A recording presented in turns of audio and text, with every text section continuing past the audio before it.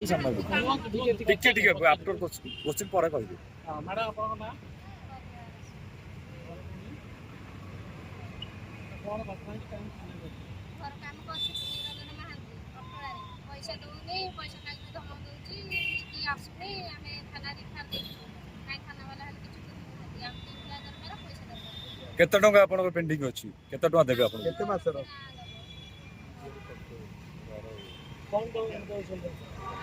କଣ ଦଉଛନ୍ତି? ଆମେ ଦବୁନି ପଇସା, ତମେ ଯୋଉଟା ଖର୍ଚ୍ଚ କର ଏମିତି କହୁଛନ୍ତି। କାହିଁ ଆସୁନାହାନ୍ତି, କାହିଁକି ଆମର ନାହିଁ। ଆମେ ଆସୁଛୁ ଯାଉଛୁ, କାମ କରୁଛୁ। କେତେ ଟଙ୍କା ପାଇବାର ଅଛି ଆପଣଙ୍କର? କେତେ ଟଙ୍କା ପାଇବାର ଅଛି ଆପଣଙ୍କର? ଆମେ ଲକ୍ଷ ଟଙ୍କା ଠିକ ଅଛି। ମନ୍ଦିରରେ କାମ କରିଥିଲୁ।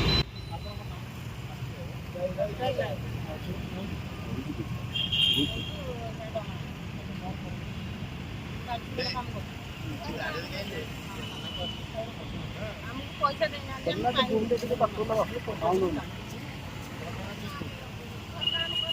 ଯାହାର ଘର କାମ କରୁଛନ୍ତି ନିରଞ୍ଜନ ମାଲିକ, ସେ ପଇସା ଦେଇନାହାନ୍ତି। ସେଥିପାଇଁ ଆମେ ଥାନା କରିଛୁ। ଆମେ ବରିଷ୍ଠ କାମ କରୁଛୁ। ବାକି ଅଛି 1.5 ଲକ୍ଷ ଟଙ୍କା।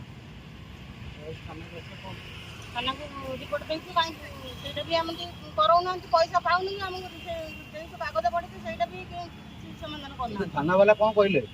କାହିଁକି କିଛି କହୁନାହାନ୍ତି। ଥାନା ବାଲା କିଛି କହିନାହାନ୍ତି। ଫୋନ କଲେ ଆସୁନାହାନ୍ତି। ଆମେ ଗରିବ ଲୋକ, ଆମେ ଖଟିଛୁ। ଆମର ଇଜ୍ଜତ ମାନ ସମ୍ମାନ ଭଲ ମନ୍ଦ ଅଛି ନା ନାହିଁ? ଆମେ କଣ ଭାବୁଛନ୍ତି? ଆମକୁ କଣ ଭାବୁଛନ୍ତି ସେମାନେ? ଆଗକୁ କଣ କରିବେ ବୋଲି ଭାବୁଛନ୍ତି? ଆଗକୁ ତାକୁ ଶାସ୍ତି ଦଣ୍ଡ ଦବାକୁ। ଠିକ ଅଛି, ଚलो। ସୁଦ୍ଧା ଆଲୋଚନା କରି ମା ମାନଙ୍କର ପଇସା ଫେରାଇବା ପାଇଁ, ଯେହେତୁ ଦିନ ମଜୁରିଆ ଲେବର ଶ୍ରେଣୀର ମା ମାନେ, ତେଣୁ ସେମାନେ ଓଳିଏ ଗୋଟିଏ ଓଳି କାମ କଲେ ତାଙ୍କ ପାଖରେ ଖାଇବା ଥାଏ, କି ଓଳିଏ କାମ ନ କଲେ ଖାଇବା ମଧ୍ୟ ନଥାଏ। କିନ୍ତୁ ବର୍ତ୍ତମାନ ଯିଏକି ନିରଞ୍ଜନ ମହାନ୍ତି ଓୟୁଟିର ଯେ ରିଟାୟାର୍ଡ ପର୍ସନ, ଯେ ଆଜ୍ଞା ସେ କାହିଁକି ବର୍ତ୍ତମାନ ଏଇଭଳି କାର୍ଯ୍ୟ ଛୋଟ ପିଲାଙ୍କ ନାଁରେ କରୁଛି, ଆମେ ନିଶ୍ଚିନ୍ତ ତା ନାଁରେ ଆମେ ଭିଜିଲାନ୍ସକୁ ମଧ୍ୟ ଲେଖିବୁ। ଆଉ ତା ସହିତ ହାଇକୋର୍ଟରେ ମଧ୍ୟ ଇନାକ୍ସନ୍ କରିବୁ।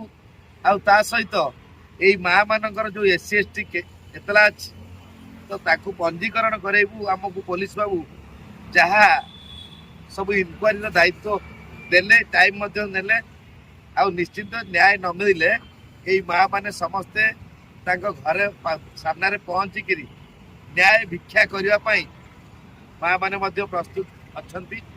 ତେଣୁ ଜଣେ ରିଟାୟାର୍ଡ ପର୍ସନ ନିରଞ୍ଜନ ମହାନ୍ତି, ଯିଏକି OUTର ରିଟାୟାର୍ଡ ଲୋକ, ସେ ଏମିତି ଅନେକ ଲୋକଙ୍କୁ ଠକି, ଅନେକ ଲୋକଙ୍କୁ ଲୁଟି, ତ ଯୋଉ ପ୍ରକାର 4 ତାଲା ବିଲ୍ଡିଂ ବାବୁ କରିଛନ୍ତି, ତ ବର୍ତ୍ତମାନ ଆଜିକି 6 ଦିନ ହେଇଗଲା, ଯେ କି ବର୍ତ୍ତମାନ ତାର ବିଚାର ଥାନାରେ ହବାର ଥିଲା।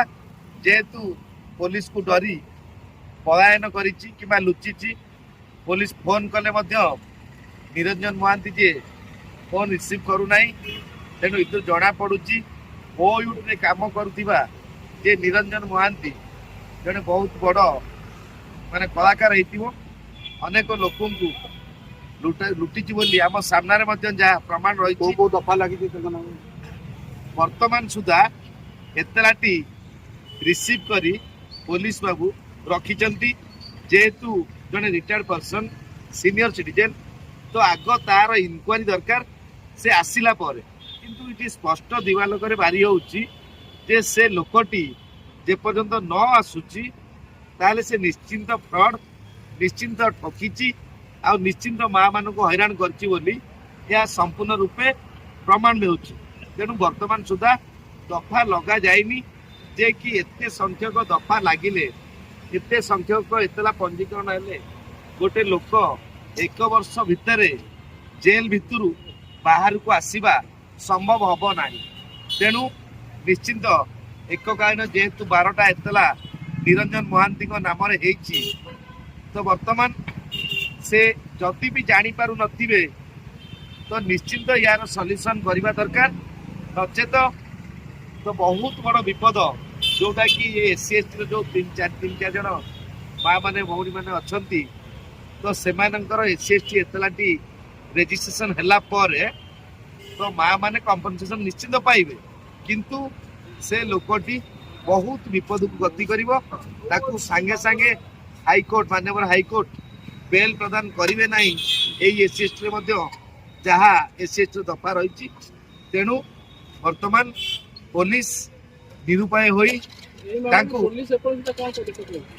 पुलिस तांकू उठेवा पाई व्यवस्था करले करूचंती तो जोटा कि थाना को अपमानना करला परे जेमती पुलिस समस्त को अखि आगे लोकटा को उठे आनती तो निरंजन जे महांती ओइट्रो रिटायर्ड पर्सन तो तांकू उठेवा पाई मध्य आमको थाना प्रतिश्रुति देइचंती से आजी काली परदिन जो दिन या भीतर भी जोटी लोकेशन ट्रैक करी तांकू तार निरंजन महांती को फैमिली को जेहेतु एतला उठे आनिबे आउ निश्चिंत जदि यार सल्यूशन न होला कोर्ट फॉरवर्ड निश्चिंत हम।